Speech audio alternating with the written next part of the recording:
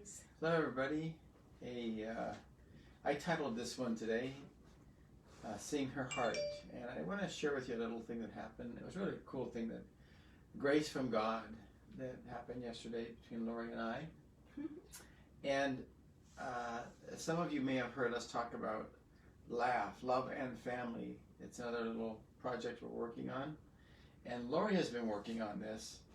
It's really I've been, at least been thinking about it. well, and working on it for the last couple months, Yes, probably. that's true. Probably thinking about it for years. Mm-hmm. And we're finally getting to it.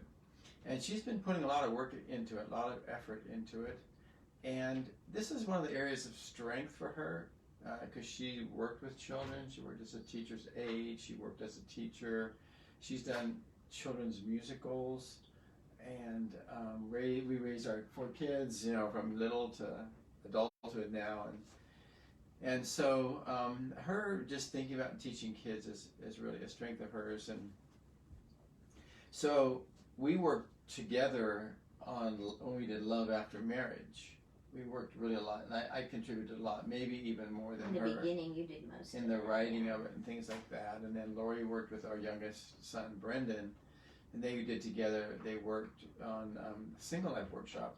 And this one has been largely Lori's at Love and Family, I should say. Yeah, Love and Family, that's right, LAUGH. And it's not just little kids, it's ages 7 to 20. Yeah, so with younger children on up.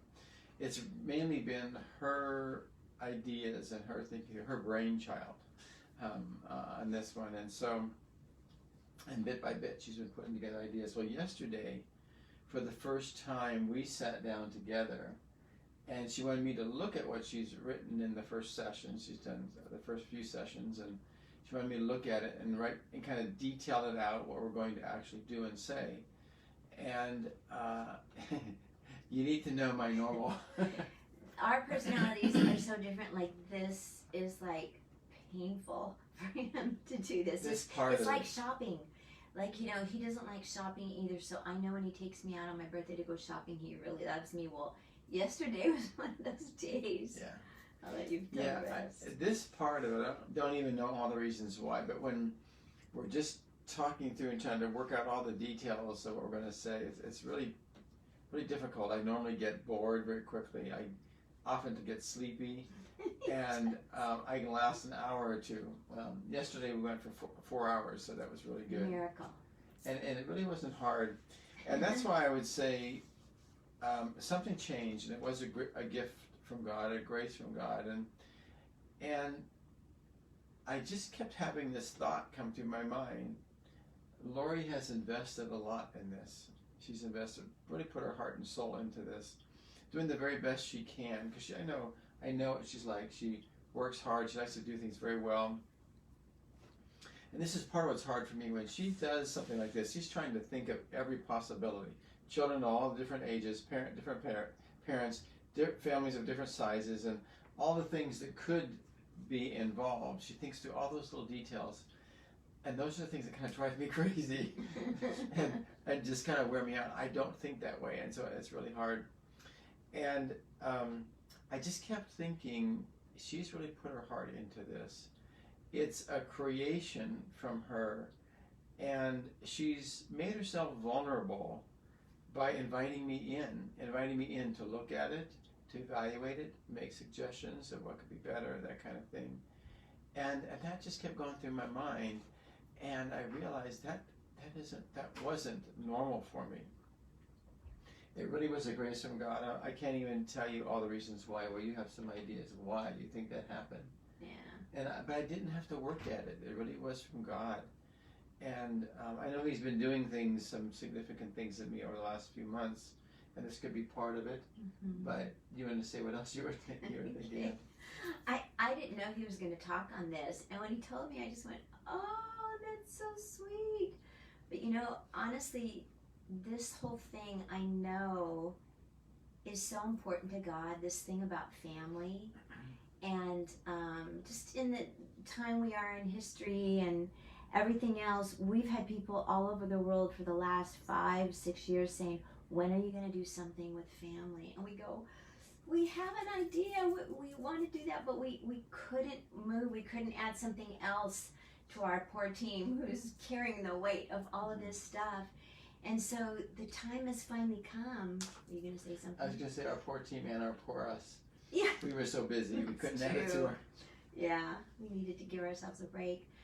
But it is just, and I've really been praying a lot specifically. Like I've been taking communion and just being before God and really getting his heart for this and praying and asking. I read in a book one time, somebody was praying and asking, there are scribe angels that God will assign to people when they're writing something that he wants them to write. And so I was praying, Lord, send me a lot of scribe angels and help us be able, because I knew I was going to be talking to him about this, because it isn't just me, it's us. It's all the years of raising our children. It's all the things that we've poured into them, all the hardships, all the victories, all the things that have gone on over the last 30 years of our life. And more than that, 40 years of our life, 30 years of our life. And so it's very significant to me that God has been giving me downloads, and he's been, I'll have to be somewhere and I'm writing stuff down all the time. I'm doing it on my phone or in the night. And I remember God used to do this with me when I started writing children's musicals and producing them and then performing them.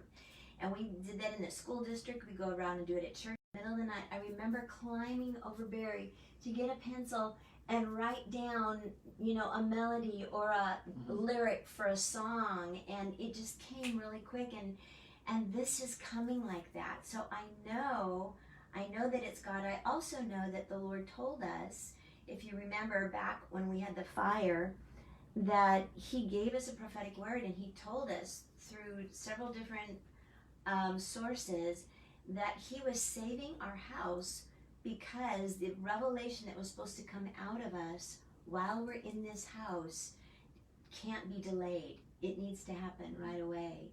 And I feel like this is part of that. Our kids are working on a bunch of stuff too.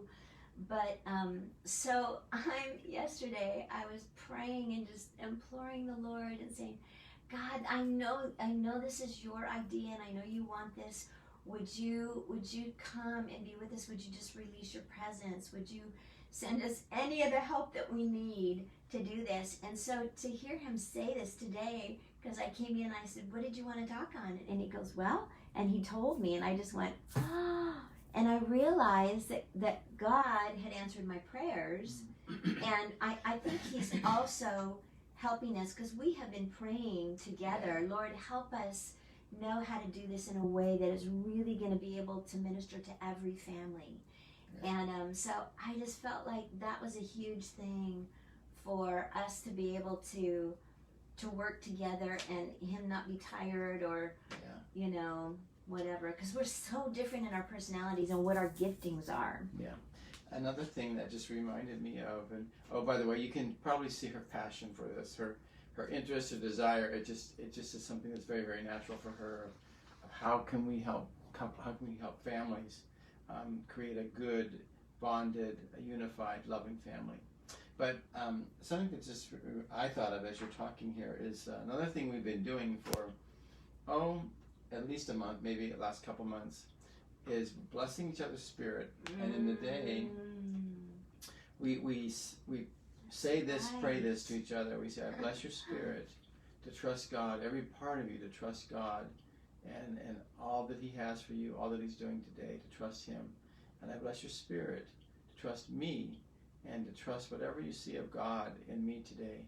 And I bless my spirit to trust you and all that I see of God doing in you today.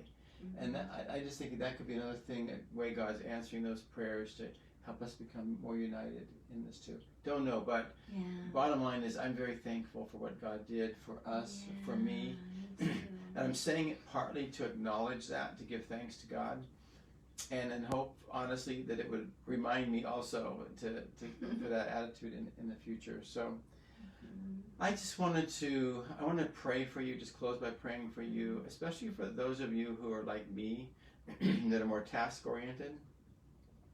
more truth-oriented, more have a stronger tendency to say what we think is right, at least from our perspective, what we believe to be right, and maybe weaker on the side of compassion and grace. And I know there's another whole side of people who are strong on compassion, grace, and weak on truth, but that's for another time. But for those of you who have a more tendency like me, I just want to pray for you. And Father, I ask that you would release grace for those of us who tend to focus on truth and what is right and wrong and just tasks and things like that. And Lord, I think of what you said through Paul the Apostle to the Ephesians when you said, "Let no unwholesome word proceed from your mouth, but only such a word as is good for edification according to the need of the moment." The Lord, you'd help us to not just think about being right, but think about what our words are doing to other people, because we can lose track of that, not be aware of how we're affecting other people. And I pray you'd help us to not only want to know the truth, not only be want what is right, but we would be kind, tender-hearted, and really thinking about and caring about how we're affecting the people we love with the words we say and the things we do. And thank you, Jesus, and thank you, Brandon. You're welcome. Amen.